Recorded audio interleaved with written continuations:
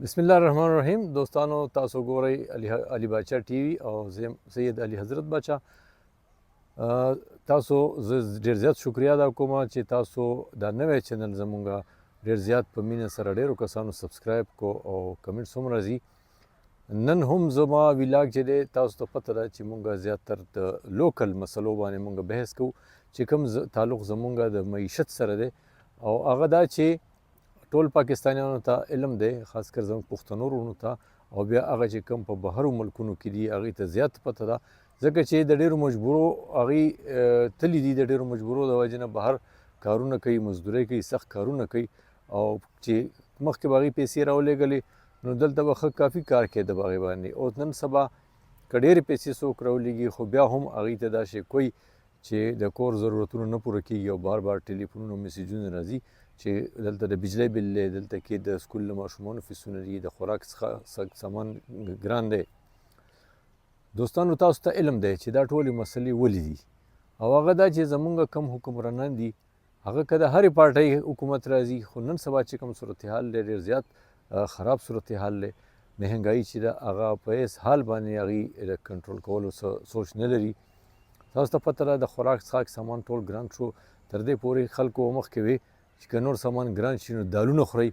هغه دالونه هم ګران شو، چرګ خو له اخیستو نه دی، دالونه ګران شو، د تیلو د پټرولو د ډیزلو قیمتونه خیږي، بجلی قیمت چې دی خو د مخکې نه ګران دی. تاسو ته پته ده چې په بجلی او د ګیس په قیمتونو کې فکسډ چارجز راځي، که ته هغه استعمالې او که نه استعمالې ته بل ورکې هغې ټولو سره چې کله پټرول ګران شي او ډیزل ګران شي نو تاسو ته پته ده چې د هغې سره د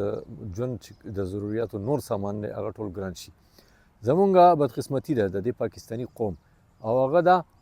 چې دلته حکمرانان په خپلو کې د اختیاراتو یو جنگ شروع دی او تاسو به د هغې نه خبرېږئ چې روزانه نوی خبر دا راځي چې په اسمبلی کې قانون سازي وشوه د اختیاراتو د بړا وهلو، که هغه زمونږه د فوج اختیارات دي، که هغه د ججانو اختیارات دي او که د ممبرانو د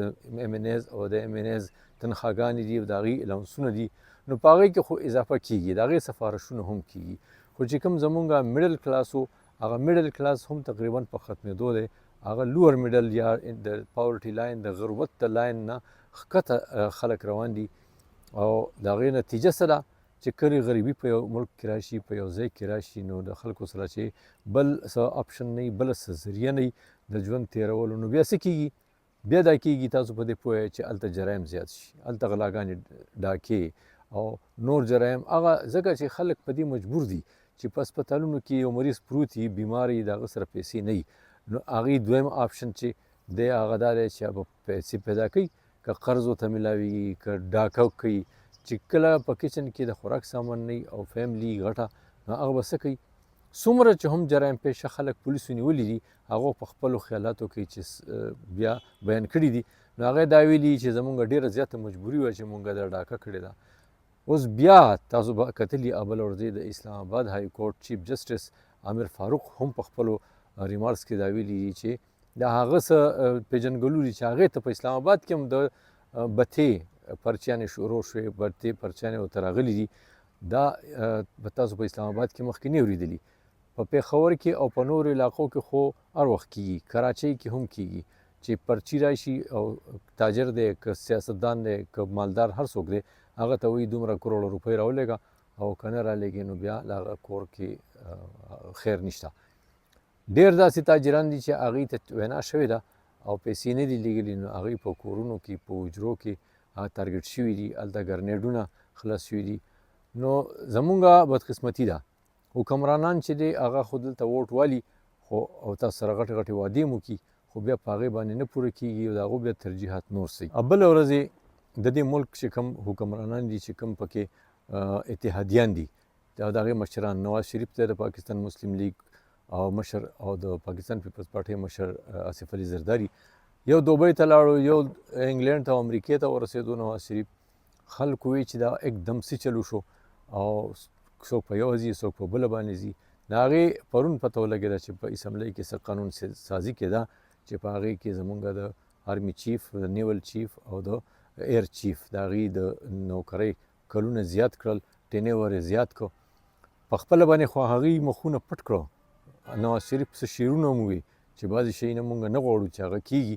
هغه په مجبوراً په مونږ باندې خلک کوي، چا نوم یې نه دی اخیستی. خو بل طرف ته د هغو پارټیانو دلته کې هغه په یو څو منټه کې بلا شی بیلونه پاس کړو او قانون سازي وکړه چې په هغې باندې جمعیت علماء اسلام، فضل الرحمن ګروپ، پاکستان تحریک انصاف او نور چې کوم پارټیان دي د اپوزیشن، هغو هم ډېر زیات خفګان اظهار کړی دی. خو د دې سره سره چې کم حکومتي پارټۍ دي د هغې نه چې صحافیانو تپوسونه کړي دي چې دا تاسو په عجلت کې، په تیزۍ کې، دومره په هیبت کې دا دومره قانون سازي ولې وکړه، نو هغې د هغې هېڅ جواب نه ورکوو او داسې ولکه چې په هغې باندې چا زور کړی او د ټوپک په زور باندې چا په هغو باندې قانون سازي کړي. نو دغه ممبران هرګز زه یم چې دا د قوم نمایندګان نه دي. که تاسو ته صورتحال هر څوک دی، مونږ خو څه نه یو، مونږ هېڅوک نه یې لیدلي چې قانون سازي تاسو د چا په دباو کې وکړه. خو تاسو خو بیا نمایندګان نه یې، هېڅ حق نه لرئ تاسو د نمایندګۍ. او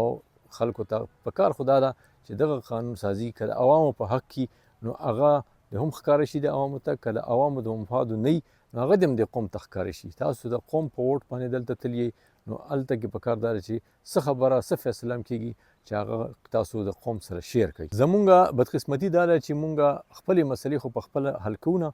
هغې ته نه کوشش کوو. مونږ همیشه بل ځای کې بل ته ګوته نیسو، د بل نورو خلکو نه مونږ توقعات وابسته کوو چې دغه خلک به په ضرورت په وخت کې راځي. که هغه مونږ چاینا دی، بېشکه د پاکستان دوست به وي، هغه د خپلو مفاداتو لپاره لګیا دي. مونږ وایو چین به راشي زموږ مدد به وکړي، سعودي عرب به راشي زموږ مدد به وکړي، امریکا چې دا زمونږ غټ مونږ وایو چې دا زمونږ مدد به وکړي، خو هېڅوک زمونږ نه دوست کېږي. د دې سوال نه پیدا کېږي چې هر سړی په خپل ملک لپاره لګیا دی، خپل مفادات لټوي. نن سبا تاسو ته پته چې په امریکا کې د الیکشن روان دی، هلته کې دوه کینډیډیټس په نمایه دي، ډونالډ ټرمپ او یو کاملا هاریس. نو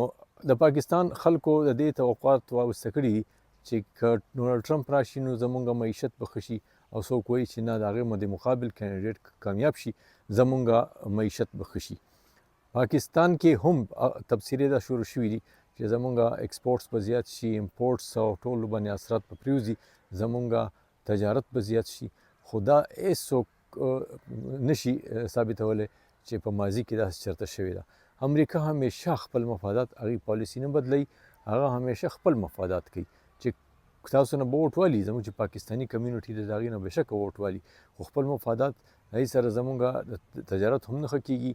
مونږ ته به هغوی نوي تارګېټس راکوي، کیدای شي زموږ په امپورټس ایکسپورټس باندې هغوی نور ټیکسونه ولګوي، خو مونږ ته هغوی هرګز دا نشي فایده راکولی، نه راکوي راله. د هغو تارګېټ چې دی هغه همیشه دی چې هغه خپل خلک، هغو چې کوم میډل کلاس دی یا څوک دي غربت د کمولو دپاره هغوی همیشه خپلې پالیسۍ جوړوي، مونږ ته د هغې څه خیر نه رارسي. زمونږ خیر په دې کې دی چې زمونږ حکمرانان دلته خپلې پالیسۍ جوړې کړي، خپل دلته د ترقۍ کارونه شروع شي، روزګار چې دی هغه پیدا شي، دیاړي چې کوم دیاړیدار دي زمونږ چې هغه جزن ټوله ورځ راشي، څوک په فواره چوک کې ناستي، څوک په یو سړک په غاړه څوک سوال کوي. نو زه یم چې د حکمرانانو دغه ډیوټي جوړېږي چې هغه لاړ شي او د دغه خلکو د غریبانو لپاره د هغې د فایدې څه پالیسۍ جوړې کړي، په دې ملک کې د ترقۍ کارونه شروع شي، کنسټرکشن شروع شي، چې کم از کم دا سیمټ ارزان کړي، د سریه ارزانه کړي، نور کنسټرکشن میټیریل او د خوراک سامان ارزان کړي. نو بیا نه موږ ته د امریکې ضرورت شته، نه د IMF ضرورت شته، نه د سعودي او د چین ضرورت شته. او په غټه مسله چې زموږ سره پرې ملک کې تاسو ته پته ده چې دلته د IMF نه په اربونو روپۍ راشي، د هغې پته ونه لګي چې هغه چېرته لاړې. نو دغه هم یو غټه مسله ده. قوم ته پکار ده چې قوم په دې باندې سوچ وکړي او د دغه کرپټ خلکو نه د نجات حاصلولو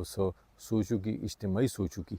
په سنجیدګۍ سره، د هرې پارټۍ نه بالاتر، د سیاست نه بالاتر. نو کیدای شي چې زمونږ د مسلو څه حل راوځي. نن ورځ زه علي حضرت باچا ستاسو نجات غواړم د دې امید سره چې علي باچا TV سبسکرایب کړئ او بل آیکن ضرور پریس کوئ چې تاسو ته تازه ترین ویډیو راځي. د لوی الله په امان.